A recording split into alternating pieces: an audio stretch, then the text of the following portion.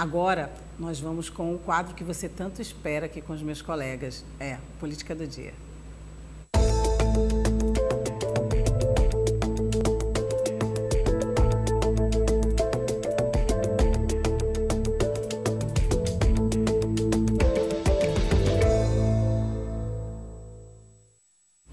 Nós já estamos aqui, eu estou muito bem acompanhada. Hoje o Douglas teve que resolver alguns problemas, né? Mas amanhã ele está de volta, viu? Então hoje eu estou muito bem aqui acompanhada do João Magalhães também, né? O Douglas levou falta, o Eliésio também. E também do meu amigo Tássio Cruz. Boa tarde, gente. Boa tarde, João. Edna. Boa tarde, Tássio. Boa tarde ao telespectador. Boa tarde, Tássio. Tudo bem, Edna? Boa tarde a você, boa tarde ao João, boa tarde ao amigo de casa. Bom, então agora sim vamos conferir o VT, né? O governador Wellington Dias fala hoje da preocupação dos governadores do Nordeste com o alto preço dos combustíveis. Segundo o governador, a intenção é encontrar mecanismos legais para conseguir reduzir estes preços, o que foi apresentado durante o encontro dos secretários de Fazenda. Vamos ver aí o VT. Nós, os governadores, sustentamos a necessidade de tratarmos desse problema. É provavelmente um dos grandes desafios do Brasil. E aqui, o que nós temos divergência é em relação a como fazer. Na verdade, nós colocamos desde novembro um congelamento em relação ao preço de referência do ICMS e ficou demonstrado que o problema não é o ICMS. Veja que de lá para cá seguiu-se vários aumentos. Só esse ano já foram, só no óleo diesel, 33%, 34% de aumento. Então o problema não é o óleo, não é o ICMS. Mas nós, os governadores, queremos contribuir, apresentamos uma proposta. Somos favoráveis ao auxílio combustível, somos favoráveis a que se tenha um fundo de estabilização de preços, inclusive com receitas que também são de estados e municípios. É o caso, por exemplo, de royalties, participação especial da União, mas é também de estados e municípios. E estamos dispostos, inclusive, a tratar com o ICMS, não é, em relação à reforma tributária. O objetivo do governo, ao colocar o ICMS, levou a um risco muito grande de desequilíbrio de estados e municípios. Ontem tivemos uma agenda técnica do Conselho dos Secretários de Fazenda do Brasil, mais os procuradores, e nele se encontrou ali uma alternativa, de um lado, para poder fazer a chamada modelagem para o cumprimento da lei que foi sancionada, mas nesta quarta-feira haverá uma nova agenda onde se está discutindo como é que é possível garantir o cumprimento da própria Constituição.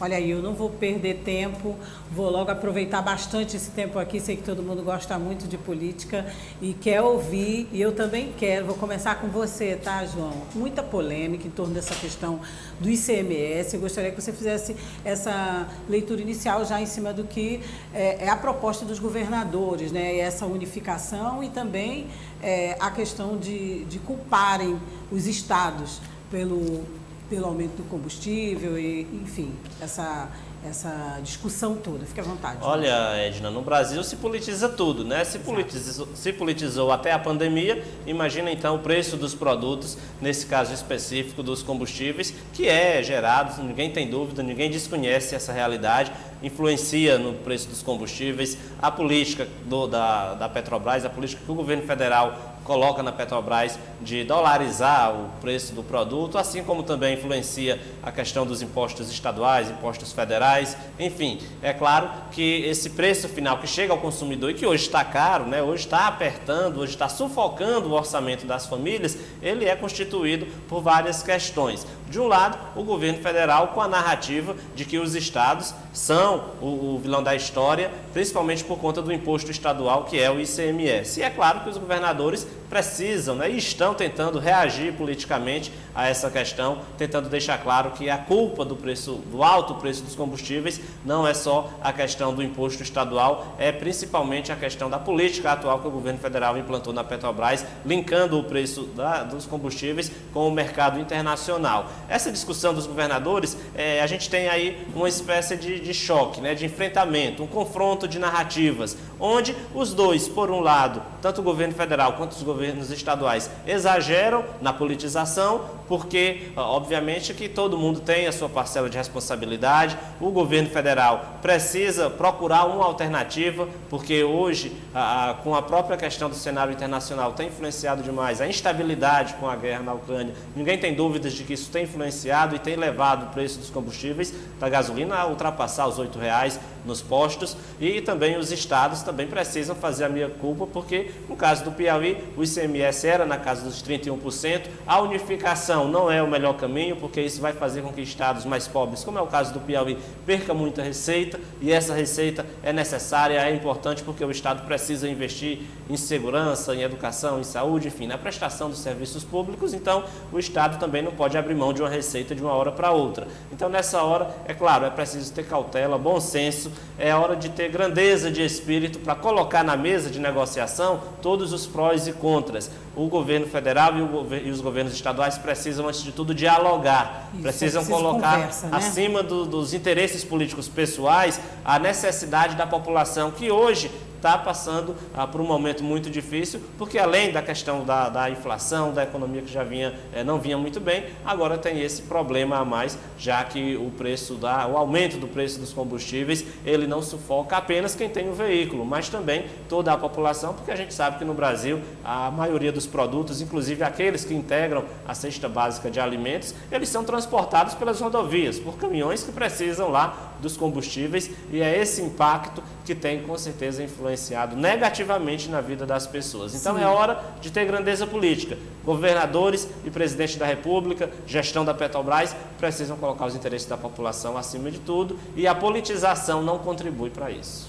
Muito bem colocado pelo João, essa questão da politização, e a gente sabe, né, Tássio, que é como ele falou, é um efeito dominó, o que acontece em relação a essa política de preços da Petrobras, e que afeta todos os estados, acaba vindo mesmo para aquele que mais precisa, para quem não tem condições mesmo nem de pagar agora atualmente a passagem de ônibus, né? Em Teresina ainda tem um ponto de interrogação, que ônibus. Tássio, então eu gostaria também, nós vimos ali, nessa ocasião em que o governador foi entrevistado pelo Raimundo e alguns outros colegas da imprensa, lá na Secretaria de Agricultura, onde tratores foram entregues, várias figuras políticas, né? Tivemos ali vários políticos participando, inclusive o presidente do PT, Raimundo Lima, vimos ali passando a vice-governadora, Regina Souza, enfim. Como é que você vê esse momento, não só da politização, mas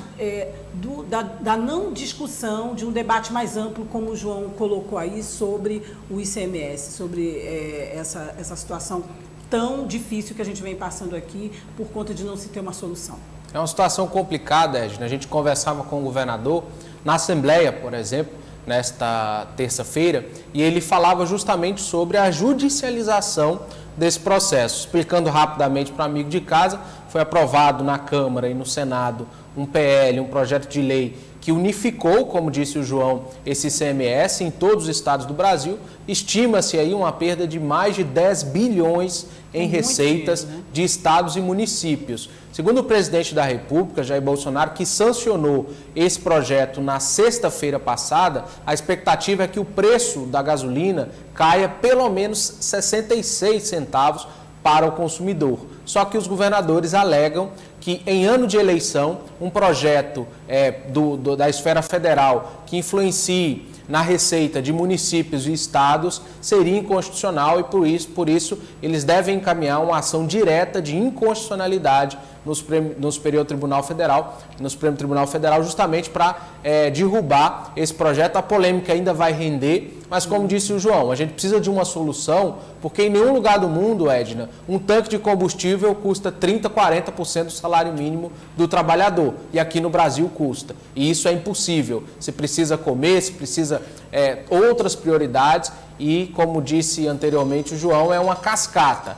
O aumento do combustível gera uma bola de neve que, quando chegar no final do mês, nós, contribuintes, não vamos conseguir pagar essa conta, porque aumenta medicamento, alimento e tudo. Então, o indicativo é que os governadores e prefeitos devem ir ao STF para tentar solucionar esse impasse e nós, cidadãos, que sofremos aí enquanto o combustível continua tão caro.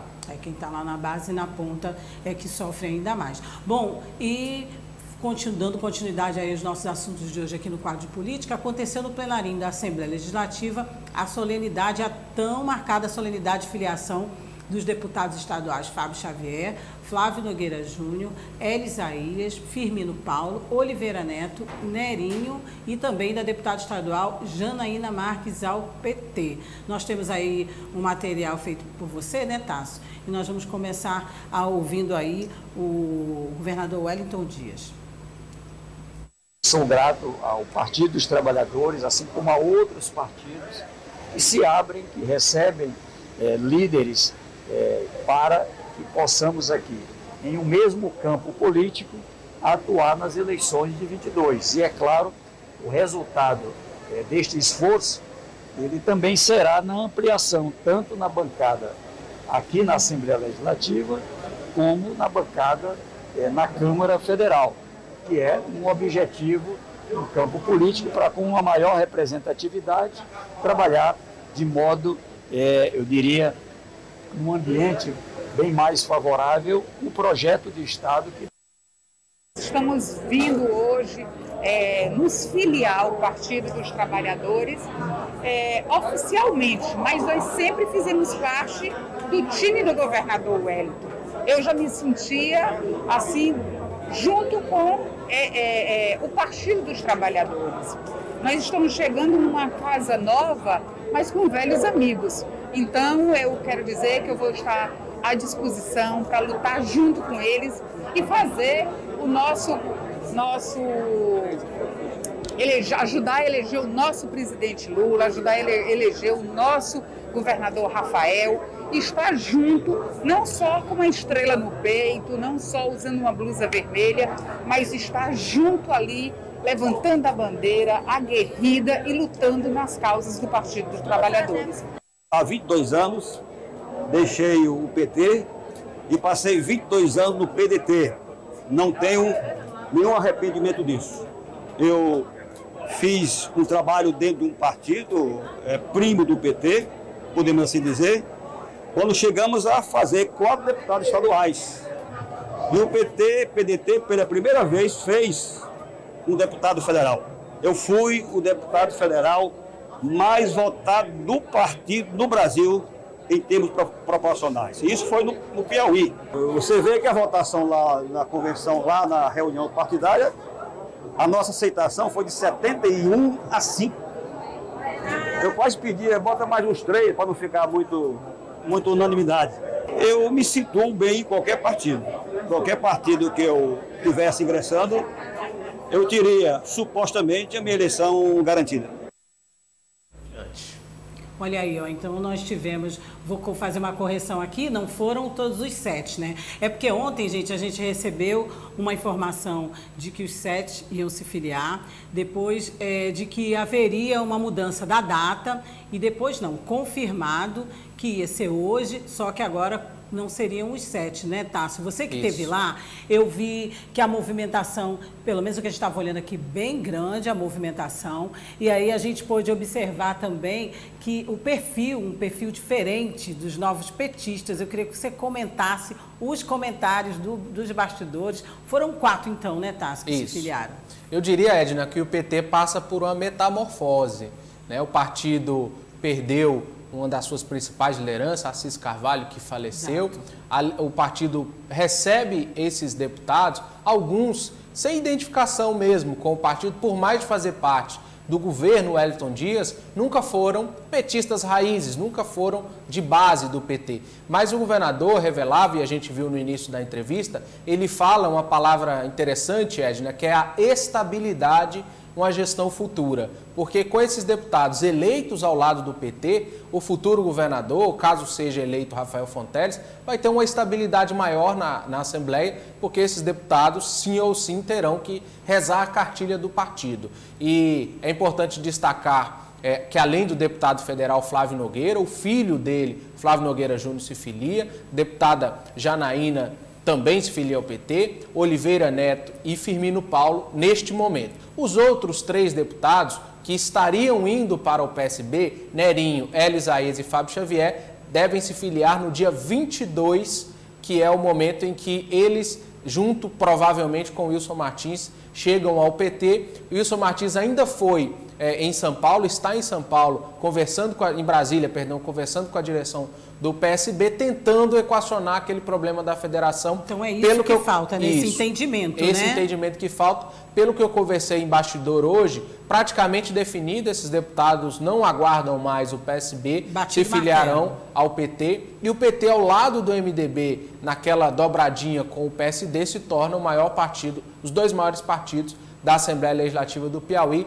Mas a palavra-chave, Edna, e o governador até agradecia a maturidade dos petistas ao aceitarem essas lideranças, a palavra-chave é estabilidade, que é um cenário mais estável para que um futuro governo, caso seja eleito, Rafael Fonteles possa trabalhar, e caso Silvio Mendes seja eleito, o PT vai ter a oposição mais ferrenha na Assembleia, que deve ter aí 10, 12 deputados eleitos. Pronto.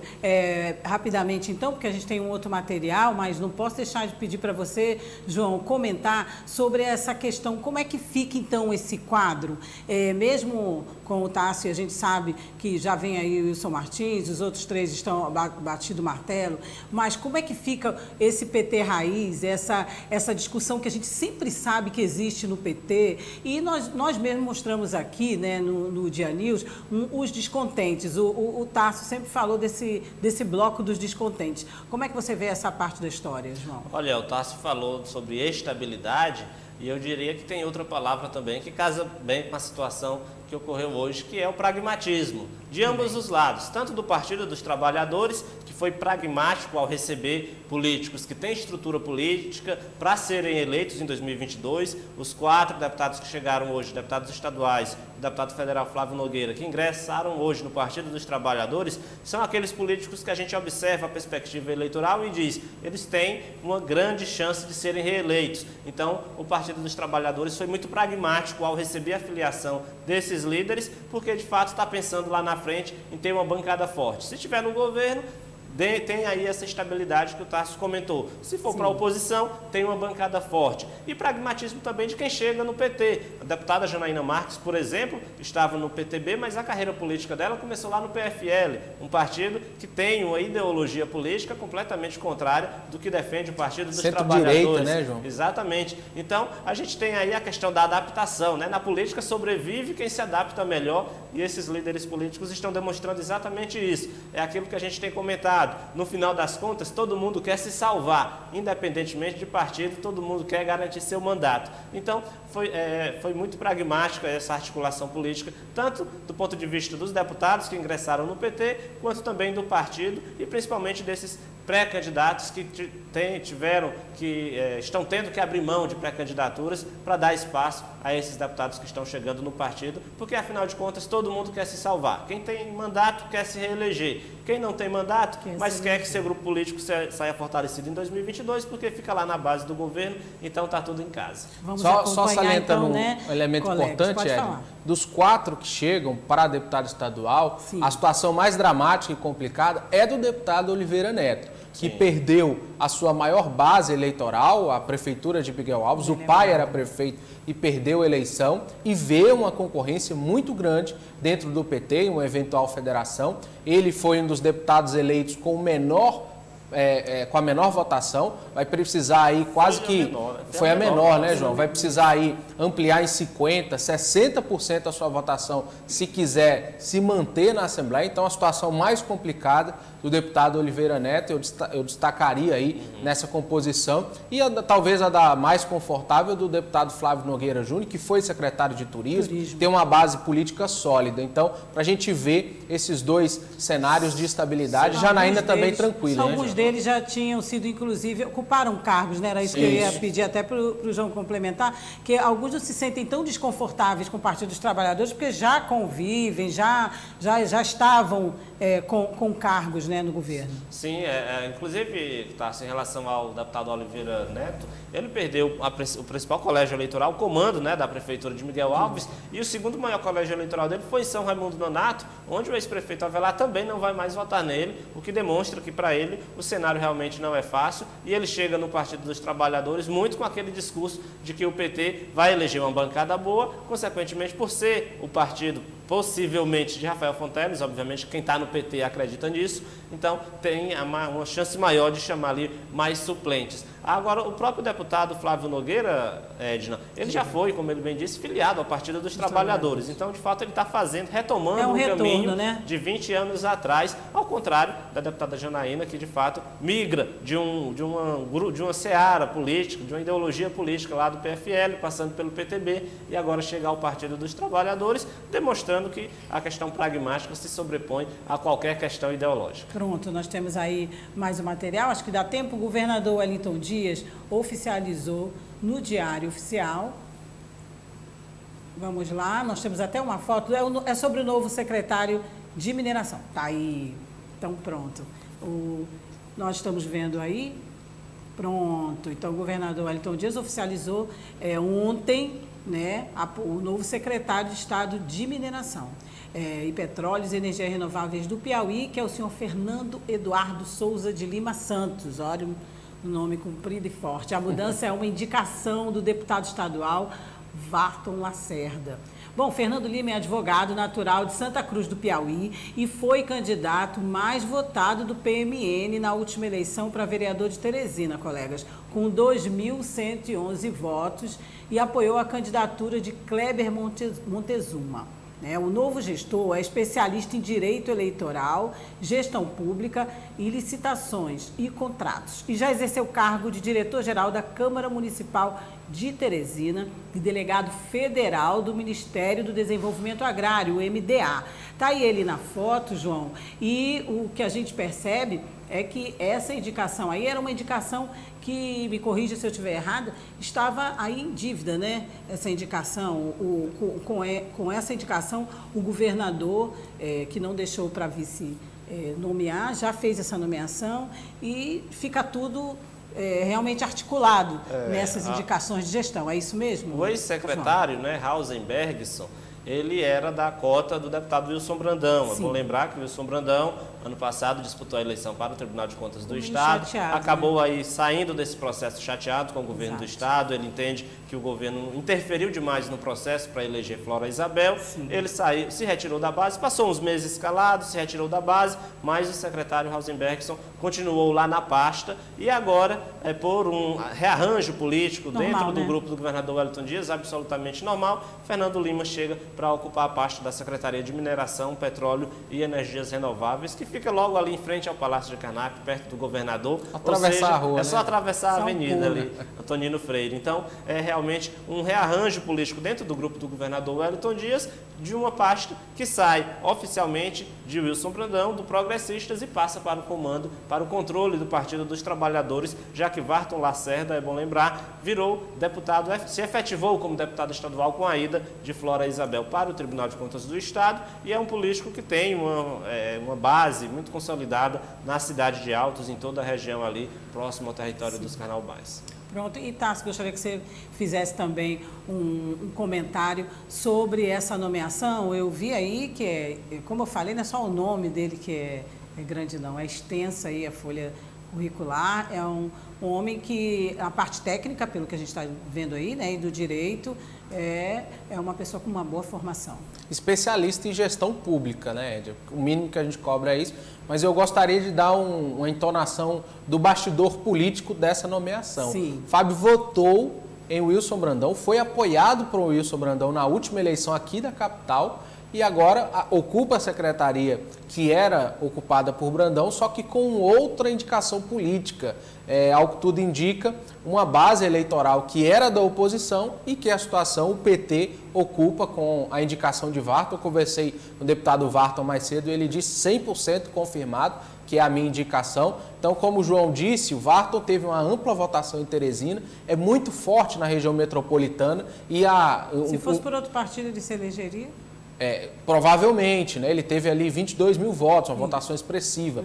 E é interessante observar que um cabo eleitoral com 2 mil votos na capital é importantíssimo para uma disputa para deputado. Então, é um quadro técnico, especialista em gestão pública, mas que tem o seu capital político. Também, e eu conversava no bastidor com uma pessoa ligada à base e ele dizia que essa deve ser uma das tônicas para os próximos meses. Muitos avanços em bases da oposição, que é natural em época de campanha, os deputados da base tentando ampliar ali a sua votação. Então, vamos acompanhar daqui para outubro muitos movimentos parecidos. Exato.